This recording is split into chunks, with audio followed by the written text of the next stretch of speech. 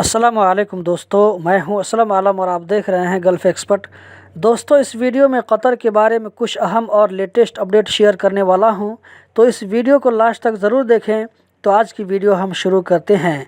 दीवान अमीरी की तरफ से ऐलान किया गया है कि 8 फरवरी को मंगल के दिन नेशनल स्पोर्ट डे के मौके पर कतर में सरकारी छुट्टी होगी। लेबर मिनिस्ट्री की तरफ से एक बड़ी अच्छी खबर आ रही है, वो ये कि लेबर मिनिस्ट्री ने ऑनलाइन वर्क वीज़ा का फास्ट ट्रैक लॉन्च किया है, जहां पर चंद मिनटों में वीज़ा का अप्रूवल मिल जाएगा। ये बड़ी अच्छी खबर है कंपनी वालों के लिए कि ज़रूरत पड़ने पर बैठे बैठे ऑनलाइन वर्क वीज़ा के लिए अप्लाई करेंगे और फ़ौरन अप्रूवल मिल जाएगा, वीज़ा मिल जाएगा। ये उन लोगों के लिए भी एक इम्पोर्टेंट न्यूज़ है जो कि पूछते रहते हैं या उनको डर लगा रहता है कि कतर का वीज़ा बंद होने वाला तो नहीं। यहाँ पर वीज़ा के बंद होने की बात बहुत दूर है, बल्कि वीज़ा के प्रोसेस को और भी आसान बनाया जा रहा है।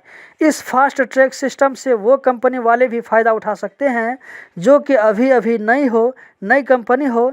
इसी तरह पुरानी कंपनी भी फ़ायदा उठा सकती है जो कि लेबर लॉ को फॉलो करती हो। तो देर किस बात की, ट्राई करके आप भी देख सकते हैं। अलखोर ज़ख़ीरा बलदिया की तरफ से अलखोर और ज़ख़ीरा में डिफरेंट प्लेस में लावारिस गाड़ियों को उठाने का कैंपेन चलाया जा रहा है। कतर में पानी के कुएं को जानबूझकर खराब करना या इसको प्रदूषित करना, इसी तरह पब्लिक हाउस में पानी को खराब करना या पानी का जो भी सोर्स है उसको खराब करना, ये ऐसा जुर्म है जिससे 10 साल तक जेल और 2000 रियाल तक फाइन आ सकता है।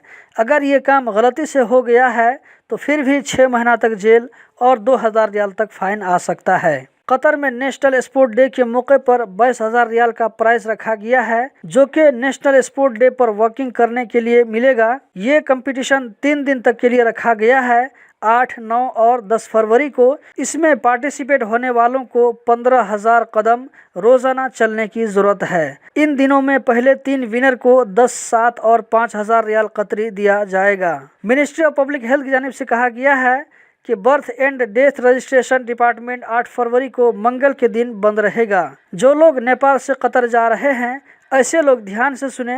काठमांडू एयरपोर्ट के सिक्योरिटी डिपार्टमेंट की तरफ से कहा गया है कि एयरपोर्ट पर खैनी, सिगरेट, पराग और इसी तरह जो भी सामान हो साथ में लेकर के मत आएं। यहाँ पर आपकी जानकारी के लिए भी बता दूं कि अगर आप कतर जा रहे हैं और अपने साथ में खाने पीने का सामान लेकर जा रहे हैं और आपका मुकैनिस क्वारंटीन है, तो मुकैनिस में पूरा खाने पीने का सामान आपसे छीन कर फेंक दिया जाता है। अभी भी बहुत सारे लोग इसके बारे में शिकायत कर रहे हैं, इसीलिए अपने साथ में खाने पीने का सामान लेकर मत जाएं। कतरी हेल्थ मिनिस्ट्री की तरफ से कहा गया है कि कतर में कोरोना के 3rd वेव के पीक का टाइम गुजर चुका है, इसीलिए हम देख सकते हैं कि कतर में कोरोना के केस में डेली कमी देखने को मिल रही है।